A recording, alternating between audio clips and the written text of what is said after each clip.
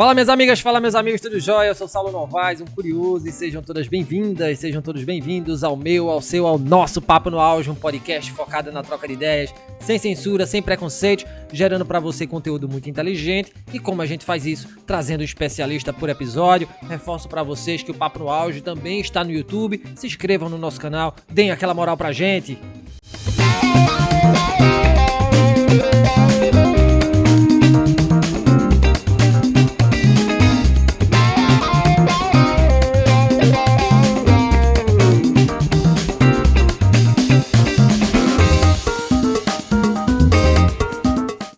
Os empreendedores não são somente pessoas que criam e atuam em organizações privadas ou somente os que agem pela lógica de mercado, já diria o papa da administração moderna, o Peter Drucker. Na prática, observa-se que as pessoas atuam como empreendedoras independentemente da organização, do ambiente ou setor produtivo. Os empreendedores, ao identificar e coordenar oportunidades, agem para atender necessidades que podem ser individuais, coletivas e ou de interesse público. Na gestão pública, com o passar do tempo, a noção de empreendedor tem deixado de ser algo estritamente relacionado à construção e obras públicas e passado a ser tratada de forma mais ampla e em diferentes setores, como alguém que cria e se responsabiliza por determinado trabalho ou empreendimento, assumindo riscos sobre o mesmo. Quando a gente fala de inovação, sobretudo no setor público, o assunto vem sendo objeto de constante interesse de políticos e governantes, inclusive no Brasil, a fim de lidar com os desafios socioeconômicos de seu território nacional e de suas relações com outros países. No século XX, com o desenvolvimento de tecnologias de gestão, de escassez de recursos e novas dinâmicas sociais, tanto o tema do empreendedorismo quanto o tema da inovação se tornaram tópicos de interesse internacional, visando melhorias na administração pública. No século XXI, ambas as pautas se revelam necessárias a gestores públicos no trato com as novas demandas de uma sociedade cada vez mais conectada em rede, inclusive em relação às políticas e serviços públicos. E para trocar uma ideia com a gente neste Papo no Auge, mais um convidado internacional. Convido a este microfone Osíris Fernandes. Osíris é cabo-verdiano, graduado em turismo pela Universidade Católica de Pernambuco, mestre em gestão de turismo pela Beijing International Studies University da China, doutor em administração pela Universidade Federal de Pernambuco e um estudioso das temáticas gestão da inovação, inovação e empreendedorismo no setor público, governo eletrônico, estudos culturais, pós-estruturalismo e teoria do discurso. Atualmente, Osíris é diretor de marketing e operações do Instituto de Tecnologia de Pernambuco, o ITEP, onde é responsável pelas estratégias de marketing e vendas dos serviços tecnológicos, bem como das atividades operacionais ligadas à execução dos serviços tecnológicos e das ações institucionais nas áreas de pesquisa, desenvolvimento e inovação, ensino de pós-graduação e empreendedorismo de base tecnológica. Além disso, Osíris é pesquisador colaborador do Instituto de Pesquisas da Ásia e do Locus de Investigação em Economia Criativa da Universidade Federal de Pernambuco. Outro grande profissional. E seja bem-vindo, Osíris, ao Papo no Auge. Satisfação imensa tê-lo aqui conversando com a gente. Te agradeço por isso, amigo. Por hora, curiosidades profissionais. Quais foram os motivos das tuas escolhas profissionais, né? O doutorado em administração, a chegada ao Brasil, tua trajetória no ITEP, no Instituto de Tecnologia de Pernambuco, a atuação no marketing, no ensino. E mais uma vez, seja bem-vindo, grande Osíris. Olá, Saulo. Muito obrigado pelo convite, participar do Papo no Auge. Satisfação enorme. Um grande abraço aos seus ouvintes também. Bom, os motivos das minhas escolhas profissionais são diversos. Eu, quando terminei o ensino médio, procurei oportunidades que tinham a ver com viagens, né? Porque eu, com 17, 18 anos, comecei a trabalhar na aviação civil e ganhei muito gosto pelas viagens, por descobertas de novos lugares, novas pessoas, novas culturas. E isso ficou muito marcado na minha memória, de tal maneira que eu comecei a procurar cursos e destinos onde eu pudesse abrir mais os horizontes, aprender nova cultura, novas línguas, enfim. E começou assim minha trajetória, por exemplo, na área de turismo, né? Eu vim para o Brasil fazer a graduação. O Brasil é um país que tem uma cultura irmã de Cabo Verde, né? De onde eu sou natural. A língua, o jeito de ser, a literatura, enfim. Temos uma cultura similar, historicamente, com muita herança também compartilhada em aspectos culturais. Então, eu vim para o Brasil por causa disso. Me formei em turismo, voltei para Cabo Verde e aí eu comecei a minha trajetória na área de marketing. Eu fui trabalhar num projeto para montar um gabinete de comunicação e imagem para o Ministério do Ensino Superior de Cabo Verde na época. Então foi aí que eu comecei minha trajetória na área de marketing e de comunicação. Depois surgiu a oportunidade de fazer um mestrado na China para depois voltar e trabalhar como professor na Universidade de Cabo Verde, que estava num projeto de expansão e de fortalecimento. Então, quando eu cheguei na China, eu vi que não bastava apenas o mestrado e não deveria esperar muito tempo para dar continuidade aos estudos. Então, comecei já no finalzinho do mestrado a procurar programas, porque como eu fui bolsista, eu não poderia dar continuidade de imediato na China. Então, o Brasil voltou à minha memória, como é um lugar que eu já conhecia, e Pernambuco também. Então, me candidatei e fui aprovado numa área que eu comecei a explorar no mestrado, que é a área de inovação no setor público, políticas públicas. Uma grande jornada, Osiris, sem sombra de dúvida, e gratidão por compartilhá-la conosco, né? E de pronto eu te pergunto, amigo, a partir dessa trajetória e dessa experiência, quando a gente aborda o assunto inovação e empreendedorismo, do que é que a gente está falando, né? Porque discutir essas temáticas, sobretudo nos tempos atuais, é tão relevante. Quando falamos de inovação e de empreendedorismo, estamos basicamente falando de gerar oportunidades para desenvolver coisas para a sociedade. Desenvolver coisas exige um espírito muito criativo, argúcia, persistência, perspicácia, capacidade também de organização e de conseguir recursos, de modo geral, para que essas coisas sejam disponibilizadas.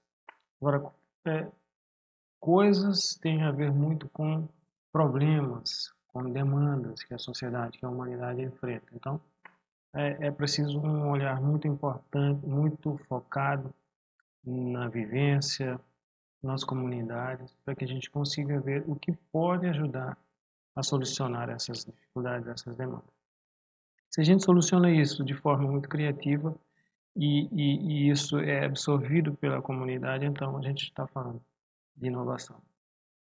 A relevância disso é que você promove desenvolvimento, promove bem-estar social e nos tempos atuais isso é absolutamente primordial. Basta ver que a gente precisa de remédios e de vacinas para resolver a questão da pandemia da Covid-19 e só com muita criatividade, muito estudo, muita argúcia, capacidade de juntar recursos, a gente consegue as soluções para a Covid-19.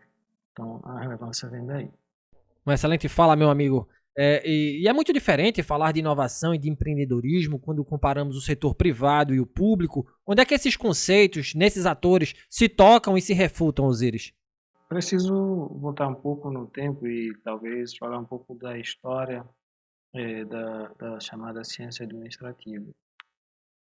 Nas primeiras décadas do século XX, estudiosos como Weber, Fayol, Wilson, Taylor, Gullit, contribuíram muito para o surgimento do que se chama ciência da administração pública. Principalmente Weber com a teoria da agência, que trouxe um dos principais mecanismos de estruturação organizacional no setor público, né? Mas Weber não foi o único pensador dessa época.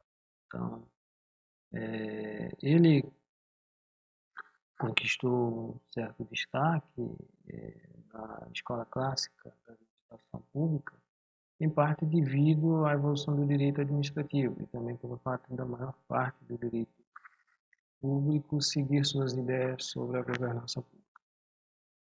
Mas, no entanto, entre os anos 40 e 60 ocorre uma espécie de mudança paradigmática, que faz com que as abordagens de gestão e da política substituam essa abordagem mais clássica.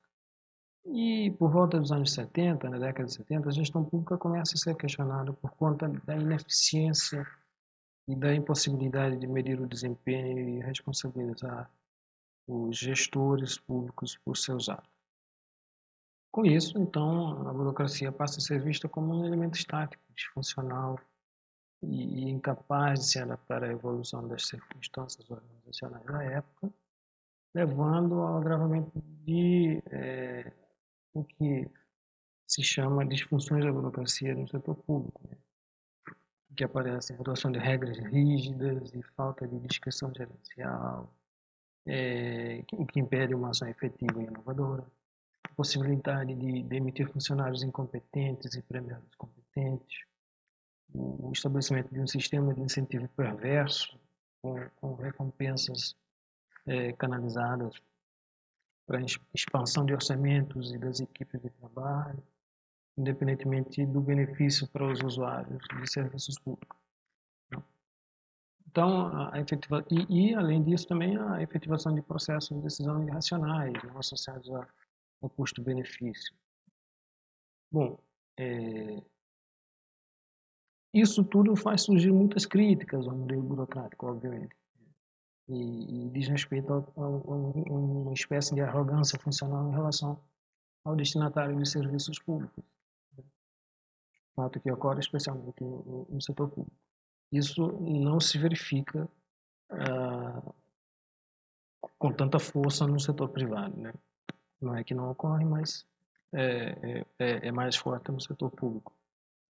Bom, com todas essas críticas, obviamente surgiram muitas críticas a esse modelo, e o modelo burocrático liberiano passa a ser considerado inadequado, então, para aplicação no contexto institucional contemporâneo, né? Como alternativa a esse modelo, foram apresentados dois modelos organizacionais, o da administração pública gerencial e o do governo empreendedor, um paradigma relacional muito focado em governança pública. Esses dois modelos incorporam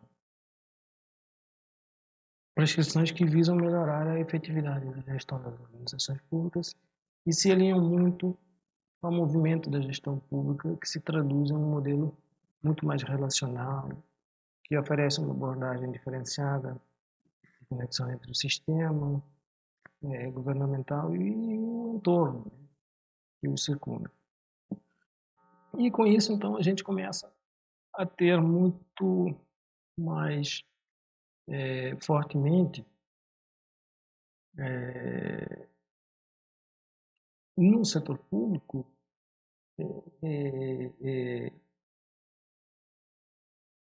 ações orientadas para o serviço, eficiência na prestação de serviços, accountability, descentralização, que são características muito fortes em empresas do setor privado. Bacana, meu amigo. E qual é o papel do ITEP na promoção e no fomento da inovação e do empreendedorismo no estado de Pernambuco? Desde o seu surgimento, 1942, o Instituto procurou desenvolver serviços especializados e soluções inovadoras que pudessem contribuir com o desenvolvimento socioeconômico. Isso, aliado à experiência e ao dinamismo de jovens talentos e uma aposta contínua no desenvolvimento de pesquisas e novas soluções, que acabaram contribuindo para que o ITEP seja reconhecido como uma referência na oferta de soluções tecnológicas e inovadoras no Nordeste. Hoje, a atuação do ITEP está focada em algumas áreas estratégicas e nós procuramos alinhar essa atuação ao discurso internacional sobre a sustentabilidade. E então, no nosso planejamento, agrupamos as áreas e as competências em núcleos de competência. Hoje temos 5 núcleos de competência, que são áreas de atuação muito focadas em tecnologias para a sustentabilidade ambiental, que é o nosso vetor de desenvolvimento de tecnologias, que são alimentos seguros, sustentáveis, engenharia sustentável, sustentabilidade em matrizes ambientais, gestão territorial sustentável, engenharia e operação de redes, e aqui o destaque para redes de alta capacidade. Nós somos o ponto de presença da Rede Nacional de Pesquisa, RNP, e gerenciamos também a Rede Pernambucana de Pesquisa e a Rede Metropolitana de Pesquisa, a Rede ICO. Além disso, temos um programa de mestrado em Tecnologia Ambiental, que também forma pessoas profissionais voltadas para a área da sustentabilidade, mas com um lastro em desenvolvimento de tecnologias para a sustentabilidade ambiental, mas olhando para as problemáticas locais e regionais, essencialmente. Osíris, e por que a gente precisa também falar sobre inovação e sobre empreendedorismo na gestão pública, para além dos estereótipos, ao afirmar, por exemplo, que esses temas só cabem à iniciativa privada ou que somente alguns poucos sujeitos são inovadores ou empreendedores? Bom, precisamos falar de inovação e empreendedorismo no setor público, porque as demandas sociais e as transformações sociais precisam de soluções inovadoras. Então, as habilidades dos estados de se adaptarem às transformações desse cenário atual precisa de muita criatividade para que possam ser desenvolvidas e ofertadas soluções para os cidadãos. Então, veja, o planejamento e o uso adequado de ferramentas, juntamente com novas práticas de gestão que tragam benefícios positivos para o trabalho interno das organizações públicas e tanto também para o sistema de atendimento ao cidadão, é fruto de inovação e de empreendedorismo. Empreendedorismo não significa apenas criar novas empresas, criar negócios individuais. Você precisa ter em mente que criar soluções para o bem comum e que tragam muito mais redução de custo, por exemplo, para o setor público, você está tendo uma atuação empreendedora. Então, essas novas práticas de gestão que tragam esses efeitos positivos no setor público são ações empreendedoras e inovadoras. O governo eletrônico é um exemplo disso. Você oferta serviços através de plataformas digitais, mas você precisa de uma infraestrutura, você precisa de uma mudança de cultura, uma forma de fazer, uma forma de ofertar, precisa de informatizar. Então, os governos acabam vendo que há um rol de opções de serviços online muito grande que pode ser utilizado e acelerar, melhorar o atendimento aos cidadãos e em várias partes do mundo isso tem sido adotado.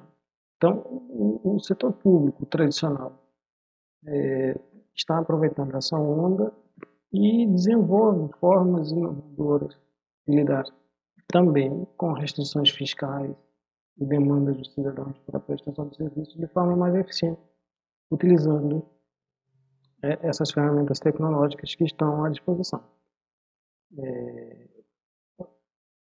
Com isso, quero dizer o seguinte: a administração pública convencional, se orientada para o processo, que é orientada para o processo, vai dar lugar a resultados com foco na gestão pública e departamentos focados em inovação e empreendedorismo. Né? Então, isso pode ser estimulado com o uso intensivo de ferramentas tecnológicas, tecnologia de informação e comunicação, que viabilizam o aparecimento de novas competências em organizações públicas. Então, isso não é estereótipo, apenas de não é coisa apenas de serviço privado, mas está sendo implementado pelos serviços públicos também. Bacana, meu amigo, muito bom. Um dos grandes empecilhos, né, para se empreender e inovar no Brasil, segundo muitos, é a burocracia da gestão pública brasileira. Embora necessária, porque pressupõe racionalidade, a burocracia não precisaria ser tão morosa. De acordo com o relatório Doing Business Subnacional Brasil 2021, a complexidade de negócios e a burocracia são desafios para todos os estados do país. Em Pernambuco, considerado o pior estado da federação para se fazer negócios, isso se agiganta. Para o Banco Mundial, quem elaborou o relatório citado, nenhuma localidade brasileira tem todas as boas práticas para incentivar e facilitar a atividade empresarial. Nessa grande teia burocrática, existe falta de coordenação entre as agências de fomento envolvidas nos processos, além de uma implementação desigual e fragmentada de seus programas.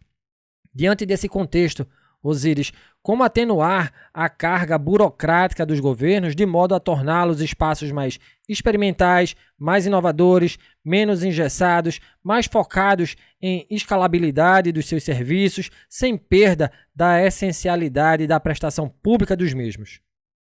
Bom, não somente os efeitos práticos ou comerciais da inovação precisam entrar no debate dos órgãos públicos e dos governos também, porque é preciso entender que essas implicações precisam fazer parte de políticas públicas que favoreçam a sociedade no sentido de conseguir ter acesso aos serviços públicos com rapidez e efetividade. Né? Então, os debates sobre a difusão de inovação precisam defender que os efeitos práticos e comerciais têm que ser significativos, mas também a sua difusão nos diversos setores da sociedade tem que ocorrer de forma rápida e eficaz, de modo que exerça um impacto no crescimento econômico e social. Por outro lado, é preciso, por exemplo, uma aposta muito forte em ações de inovação no contexto do governo eletrônico, por exemplo. Por quê? Por que eu digo isso? Porque o IGOV tem um caráter eminentemente relacional, uma vez que não se restringe à implementação de novas tecnologias, mas se traduz no estreitamento de conexões entre todos os atores que de algum modo se relacionam com o governo. O governo e o cidadão, os fornecedores e o próprio governo. Então, a partir daí, eu acredito que essa carga burocrática começa a ser reduzida porque você vai precisar gerar consensos em torno de procedimentos, processos, práticas e torná-las mais eficazes e mais rápidas para que você consiga ter serviços mais acessíveis, mais baratos e, e a um clique de distância. Assim, você vai também gerar condições dentro dos órgãos públicos de favorecer, premiar, estimular o servidor que traz novas ideias, que tem espírito criativo e que deseja implementar isso em favor dos cidadãos. Osíris, e qual é o papel dos ecossistemas de inovação no fomento à inovação e ao empreendedorismo no setor público? Bom, ecossistemas de inovação são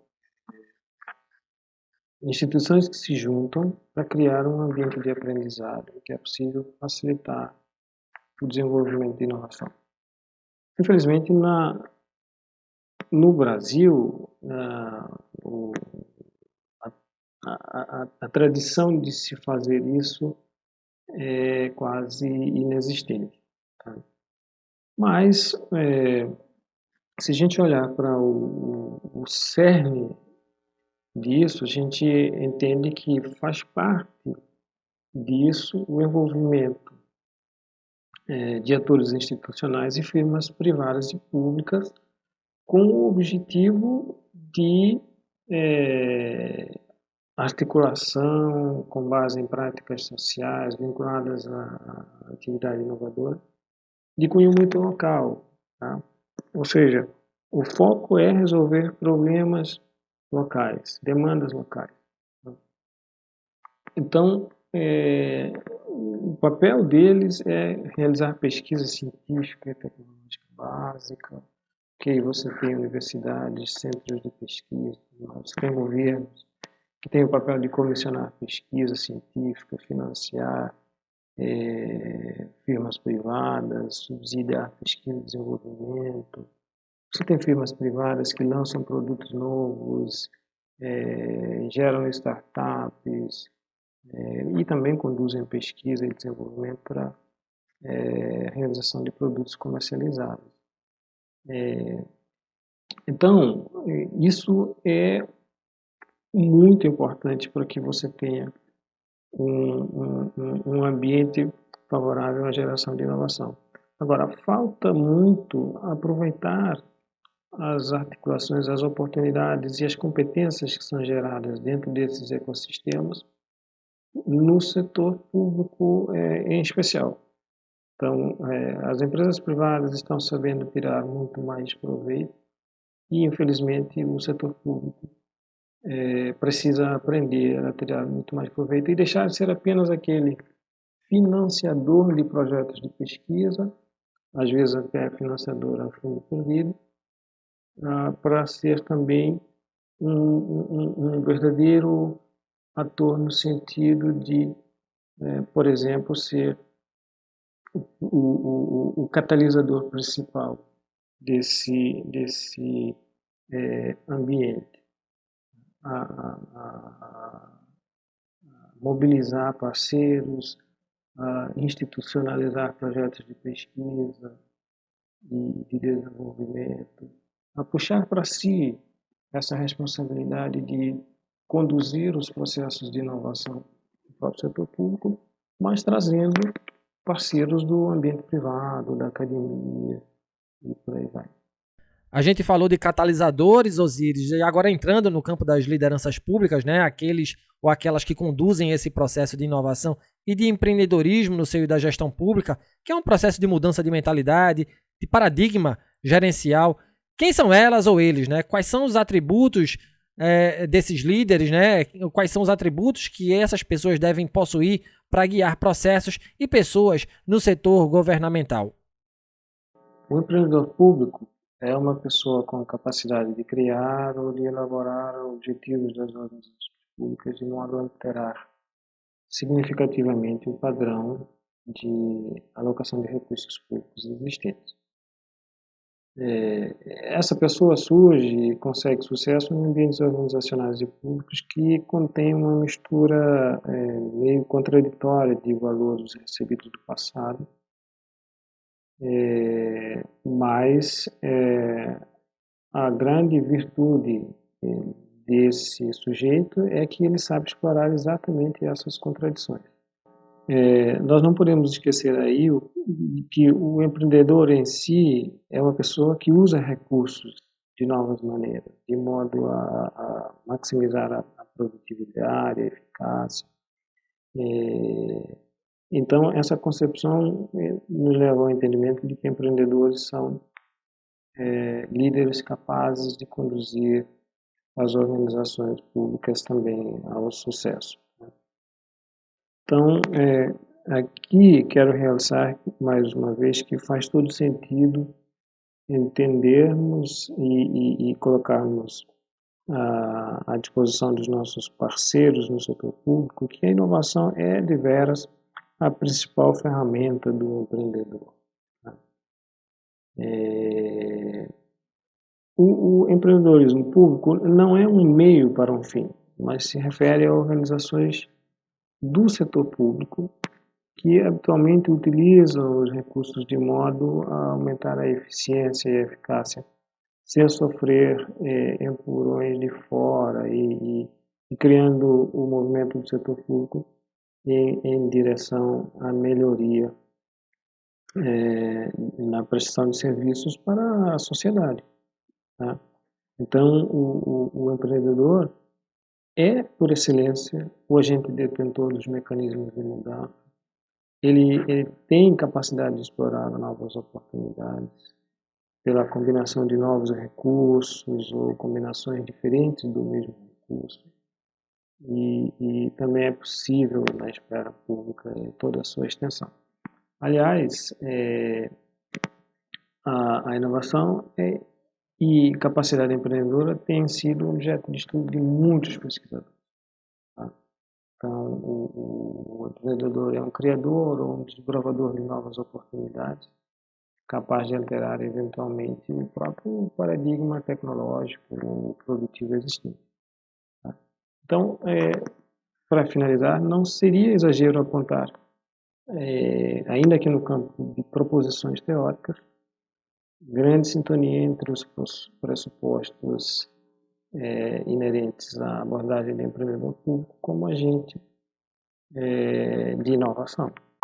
E chegamos ao fim deste episódio do Papo no Auge. Hoje conversamos com Osíris Fernandes, diretor de Marketing e Operações do Instituto de Tecnologia de Pernambuco, o ITEP, doutor em Administração pela Universidade Federal de Pernambuco e pesquisador, colaborador do Instituto de Pesquisas da Ásia e do Locus de Investigação em Economia Criativa da UFPE. Osíris, satisfação imensa tê-lo aqui em nosso podcast, falando sobre temáticas que a mim são muito caras e que tenho certeza são estimadas aí pelo nosso público, pelos nossos ouvintes. Fico lisonjeado com a sua presença, meu amigo. Gratidão demais. Eu que agradeço, Saulo, pelo convite. Também estou muito feliz por ter participado do Papo no Auge e estou à disposição no futuro para outro bate-papo sobre outros assuntos, sobre inovação, empreendedorismo, ou outros também que você achar de interesse para o seu público. Foi uma grande satisfação para mim também participar. Grande abraço. Certamente teremos outras grandes oportunidades, meu amigo, e lembro a vocês que nos escutam, estamos nas plataformas agregadoras de podcast, no Spotify, no Google Podcast, na Apple Podcasts, na Amazon Music, na Deezer, na plataforma da Anchor e também no YouTube. Nos sigam, curtam, compartilhem nossos áudios, se inscrevam no nosso canal, afinal, conhecimento precisa e deve ser propagado. Um grande abraço a todas e todos e até o próximo episódio. Valeu!